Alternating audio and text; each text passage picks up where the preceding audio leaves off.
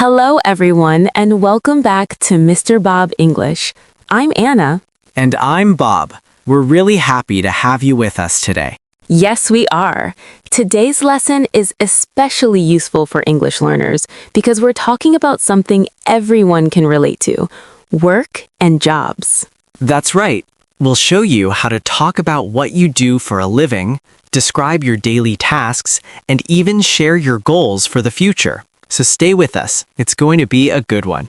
Talking about your job comes up all the time in real conversations. Knowing how to explain it clearly can really help you feel more confident in English. Before we begin, don't forget to support us. If you enjoy our lessons, please share this video with your friends, subscribe to the channel, and hit the thumbs up button. It really helps us grow. Yes, thank you so much. Your support truly means a lot to us. So, Bob, are you ready to jump into today's topic? I sure am, Anna. Let's begin. All right. Imagine someone asks you a very common question. What do you do? How would you answer? That's a great question. The simplest way is to say your job title. For example, you can say, I'm a project coordinator. Short and clear. Exactly.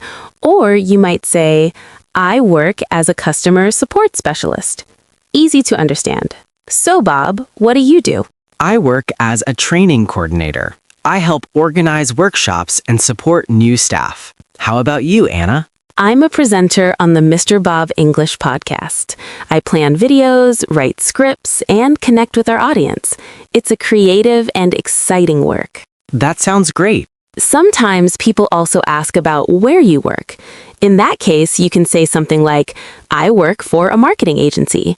And if you don't work for a company, you can say, I'm self-employed. Right. Being self-employed means you work for yourself. You're your own boss. That's always nice. Now let's talk about responsibilities. What do you actually do during the day? This part is very important. You can say things like, I manage schedules, or I handle customer requests, or I coordinate projects. These details explain your role better. Exactly. For example, I can say, I organize training sessions, communicate with team members, and make sure everything runs smoothly. That describes my daily work. Great example. Here are some useful phrases you can use. One is, I'm responsible for. For example, I'm responsible for planning classes. Another helpful one is, my main task is to make learning English enjoyable and simple. And you do that very well, Bob. Thank you, Anna. One more helpful expression is, a typical day at work looks like. This is perfect when you want to explain your routine in more detail. This makes it much easier to explain what you do every day. Exactly. For example, if I say, a typical day at work looks like checking emails, updating schedules, and joining team meetings, you immediately understand how my day goes. Perfect. So remember, when talking about your job, you can mention your job title, the company you work for, and your main responsibilities. Simple and effective. All right, Anna, let's move on to the next part, your daily routine at work. People are often curious about what your workday looks like from start to finish. That's true. It's always interesting to hear how others spend their day. A good place to start is with your working hours. For example, I start work at 9 a.m. and finish at 5 p.m. Clear and easy. What about what you do during the day, like meetings, emails, and other tasks? That's very important. Many jobs include those things. You can say, every morning I check my emails and attend a short meeting. That sounds familiar to a lot of people. After that, you can talk about your main tasks. For example, then I focus on my main tasks until lunchtime. Right. And don't forget breaks and social time. Do you eat with coworkers? Do you take short breaks? Good point. You might say, I usually have lunch with my colleagues at 1 p.m., or I take a short coffee break in the afternoon. These details really help bring your routine to life.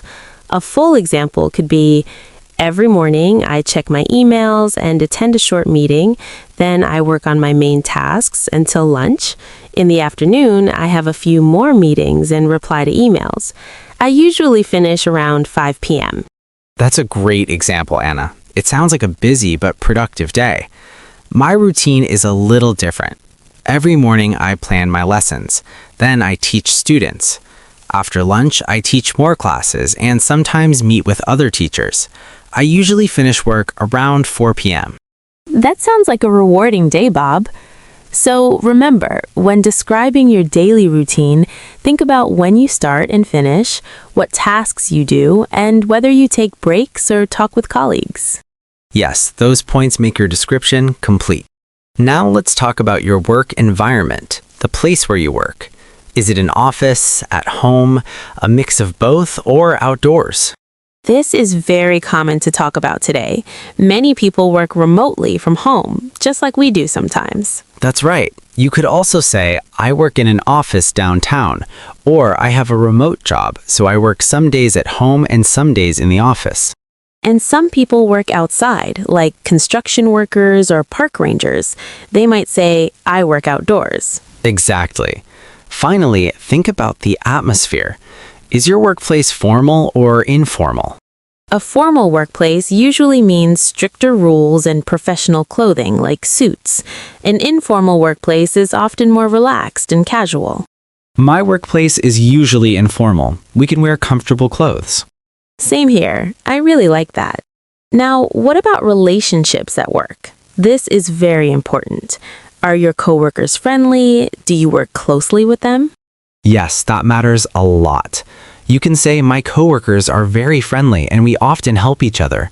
Or, I work in a small team and we're like a family. That's always nice to hear. Let's look at some useful vocabulary for this topic.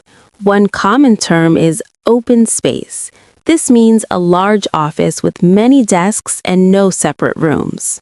Yes, many modern companies use open spaces now. Another important word is deadline.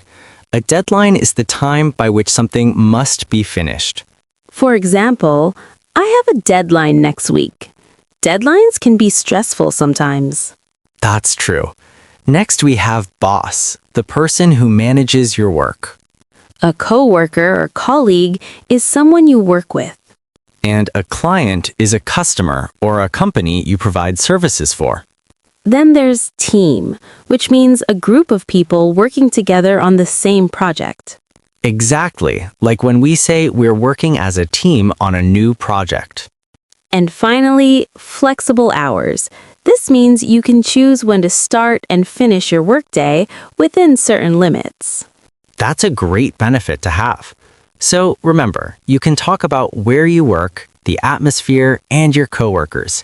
Now let's move on to something more personal, job satisfaction. Anna, do you enjoy your job? I really love my job, Bob. I enjoy talking with our listeners and sharing English with them. That's great. So you could say, I love my job because it's creative and I meet interesting people.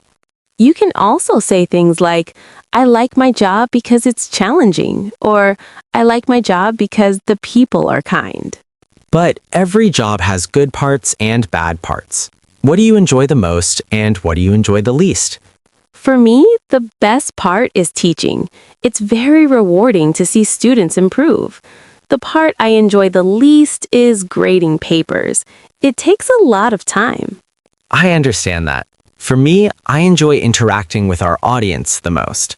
What I like least is the technical work, such as editing videos. It's not my favorite. We all have parts of our job we don't enjoy. Sometimes people are unhappy with their job and want to make a change. Yes, and that's very common. You can say, I'm looking for a new opportunity. This means you want a different job. You might also say, I want a job with better pay, or I want a job closer to home. Here's another useful expression. It can be stressful sometimes, but this helps you talk about challenges while staying positive. For example, my job can be stressful sometimes, but I love the team I work with. Perfect. So, when talking about job satisfaction, think about how you feel about your job, what you like or dislike, and whether you want to change jobs. All right, Bob, let's go back in time for a moment and talk about past jobs and experience. Where did you work before? Well, I can say I used to work for a small company, but now I'm part of a large international team. This helps show your career path. That's a great way to say it. You could also say, before this, I was a student and I worked part-time at a coffee shop. Now, what about what you learned in your previous jobs? This is very important, especially when you're applying for a new position. Yes, it shows your skills and experience. For example, you can say, in my last job, I learned a lot about customer service. Or, I learned how to manage a team. Very good.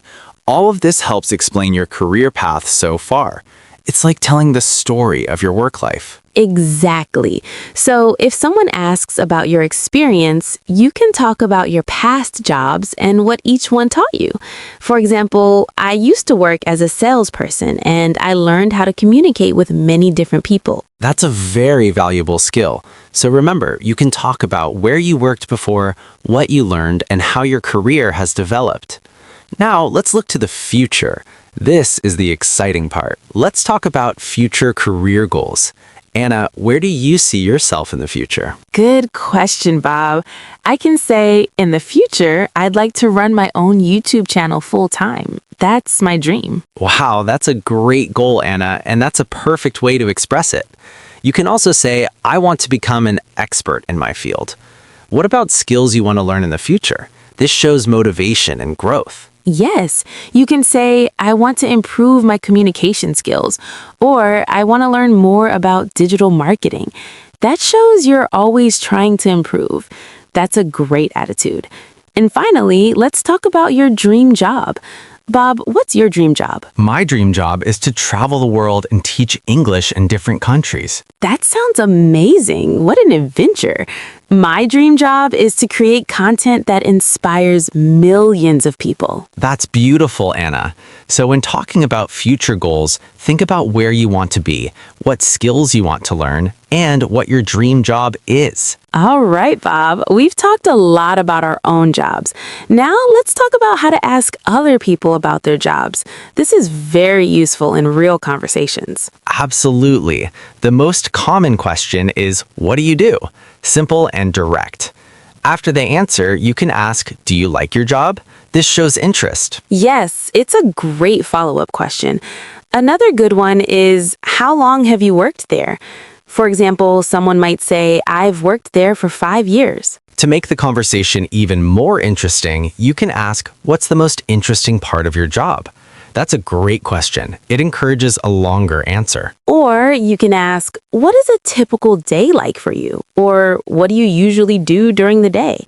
These questions help you understand their work better and keep the conversation going. So when you meet someone new, remember these questions to start a friendly and natural conversation about work. Wow, Bob, we covered so much today, from describing your job to talking about past experience, future goals, and even how to ask others about their work. I agree, Anna. Our listeners now have many useful words and phrases to talk confidently about jobs in English. Remember, practice makes progress. Try describing your own job using the expressions we shared today. And before we go, if you enjoyed this episode, please subscribe to the Mr. Bob English. Share this video with your friends who are learning English and leave a comment below. Tell us what you like most about your job, or if you don't have a job yet, tell us about your dream job. We love reading your comments and connecting with you. Thank you so much for joining us today. Yes, thank you, and we'll see you in the next episode. Bye-bye. See you next time. Bye.